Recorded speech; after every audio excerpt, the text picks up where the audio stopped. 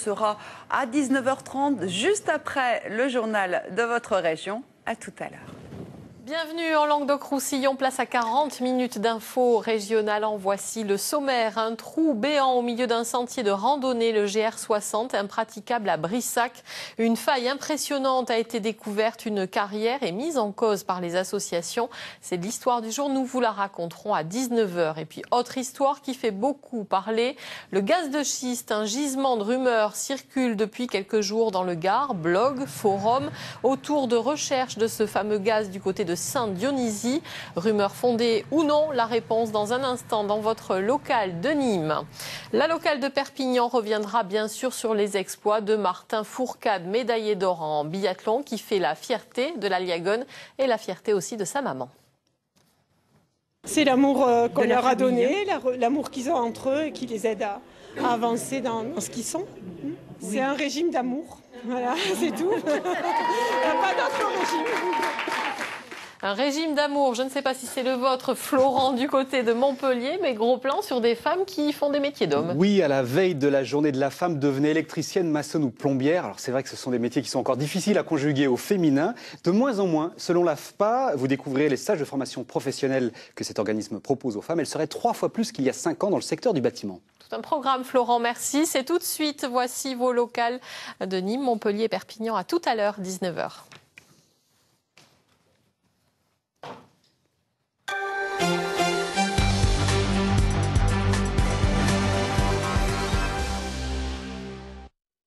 Bonsoir, l'actualité sur France 3 Montpellier, ce sont d'abord ces 3 conducteurs de la TAM en grève de la faim depuis 4 jours. Ils veulent ainsi protester contre leur licenciement, sanction motivée selon la direction par un absentéisme répété. Reportage de Philippe Menu et François Jobard. Ils se sont installés devant le dépôt de bus de la Paillade. 3 conducteurs de la TAM ont décidé de boire uniquement de l'eau et du thé et rester ici 24 heures sur 24. Soutenus par la CFTC, ils dénoncent des licenciements qu'ils considèrent abusifs. On me reproche le fait d'avoir des absences de maladies répétitives et de courte durée. Comment ça se fait ça ? C'est dû qu'on est avéré à être au contact des usagers et qu'on a des gars qui montent, qu'ils ont plein de microbes et qu'on peut tomber malade, quoi. Le délégué syndical, également gréviste de la faim par solidarité, contre-attaque face à la direction de la TAM. Moi, ce que je leur dis aujourd'hui, c'est que la maladie, c'est eux qui l'a créée. La maladie est due par la gestion du personnel. La maladie est due par rapport à tous ces travaux qu'on vit au jour le jour. La maladie est due par rapport à un manque d'effectifs dans l'entreprise. La maladie est due aussi parce qu'au niveau de la sécurité, ils ne sont pas dans les normes. La direction de la TAM est embarrassée par cette action syndicale inhabituelle, mais maintient sa décision de licenciement des 3 conducteurs. Ces personnes montraient qu'il y avait un absentéisme chronique, régulier, pas toujours justifié, qui amenait une désorganisation de l'exploitation, donc du service offert à nos clients. Et c'est pour ça que j'ai été amené à prendre les décisions de séparation de 3 conducteurs. La CFTC aurait saisi le Conseil des prud'hommes pour faire un recours pour licenciement abusif. Demain, ce sera la journée de la femme et cet après-midi, les avocats de Montpellier ont voulu pointer un sujet douloureux, les violences faites aux femmes. Des avocats mobilisés dans le cadre d'un programme européen de lutte contre ce fléau qui toucherait une femme sur 10 en France. Des violences conjugales toujours difficiles à mesurer. Écoutez cette avocate montpelliéraine. C'est un phénomène que pour l'instant on maîtrise encore très mal, puisque ça fait finalement, et c'est tout récent, à peine 10 ans qu'on commence à vraiment mettre en place des dispositifs de protection, d'analyse. En France, on n'a même pas encore d'observatoire national des femmes victimes de violences, alors que par exemple en Espagne on en a un depuis 2005. Et la journée de la femme qui est également l'occasion pour l'AFPA de communiquer sur les métiers du bâtiment, des métiers à conjuguer au féminin, selon l'organisme de formation professionnelle, qui encourage les femmes à devenir électriciennes ou maçonnes. Leur nombre aurait triplé en l'espace de 5 ans. Un reportage de Caroline Aguillot et de Nicolas Chataille.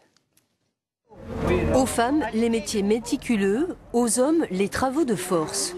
Des préjugés dont Nadia et Virginie se moquent bien volontiers. Je fais ça avant tout parce que ça me plaît, quoi. Parce que j'aime ce que je fais. Pour ces futures maçonnes, l'idée même qu'il existerait des métiers d'hommes et des métiers de femmes est ringarde. Les métiers ont-ils un sexe? La question pourrait faire office de dissertation. Moi, je pense que la femme, elle a toujours contribué à toutes les constructions qu'il y a eu, en fait, à travers l'histoire. Je pense que quand les hommes sont allés avec faire la guerre ou voyager, elle restait, elle s'occupait des villages, elle s'occupait aussi de la construction et de l'agriculture. Et donc, je pense qu'elle a toujours participé plus ou moins au métier masculin, entre guillemets. Le secteur le plus en retard en matière de féminisation reste les transports ferroviaires, moins de 10%. Mais le bâtiment accuse lui aussi un sérieux retard. Les préjugés ont la vie dure.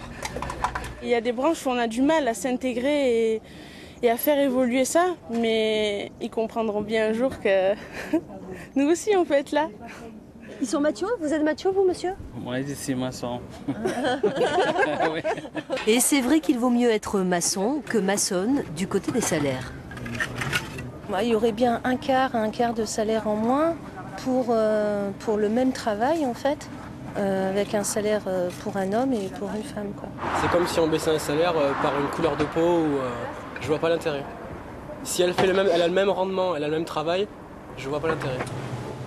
Moins bien payées, elles sont aussi souvent plus qualifiées. Il serait temps d'établir enfin l'égalité femmes-hommes. Et comme chaque lundi, retour sur le sport et les rencontres du week-end, à commencer par la victoire de justesse des rugbymen montpelliérains. Résumé d'Éric Ambrosini. Les hommes de Fabien Galtier ont joué à se faire peur face à Agen. Victoire 25-24, mais surtout 3 essais encaissés. Le premier par Vaca à la 27e minute, puis à la 56e et la 80e. 2 essais dans des registres différents. Toute la ruse de Balès, puis la puissance de Mac. À 3 minutes de la fin, l'essai de Julien Thomas entretient l'espoir. Et le pied de Gustos Moyano fait le reste. 6 pénalités et une transformation. Montpellier a eu très chaud. En football, les hommes de René Girard ont dominé Rennes de la tête et des épaules, mais les Bretons ont été plus réalistes en signant le seul but du match par Boukari. Une reprise de volée impeccable à la 29e minute de jeu. John Utaka montre qu'il est déjà bien intégré avec cette frappe qui va heurter le poteau. Dans la surface, Giroud se joue de 3 défenseurs, mais son tir est trop croisé. Enfin, Camara, dans les arrêts de jeu, trompe le portier rennais, mais trouve la barre transversale. Nadir El Fassi en argent. Au championnat d'Europe en salle, le Catalan a explosé son record personnel en heptathlon. Il signe également la 2e meilleure performance française de tous les temps avec 6237 points. À 27 ans, il décroche ainsi sa première médaille d'envergure chez les seniors. Et puis la grosse performance des handballeurs montpelliérains hier à l'Arena. Une défense solide, une maîtrise de tous les instants. Le MAHB a étouffé son adversaire du jour, les Hongrois de Veszprém, 30-24. Un succès qui envoie les Montpelliérains en 8e de finale de la Ligue des Champions et en prime leur offre la première place du groupe. Bien joué, bien joué. Bien joué, vide. On est juste très heureux d'avoir fini le premier. C'était très important ce soir. C'est important pour l'équipe, pour la ville aussi. On joue dans une salle qui est pleine, l'Arena, c'est magnifique. On commence à trouver nos marques petit à petit. On fait des grands matchs et on s'éclate sur le terrain. Les joueurs s'éclatent et le public savoure. Ils étaient 8500 hier autour du parquet. L'Arena qui accueillera samedi les champions du monde en match amical contre la Serbie. Et pour être complet en handball dans quelques instants, le tirage au sort de la Ligue des Champions désignera le futur adversaire des handballeurs montpelliérains. Voilà, pour terminer ces 3 rendez-vous, à noter, l'Agence locale de l'énergie recherche des copropriétés motivées pour tester du matériel économe en eau, candidature jusqu'au 22 mars. Le centre d'investigation clinique du CHU de Montpellier recherche des volontaires n'ayant pas eu de rappel contre le tétanos.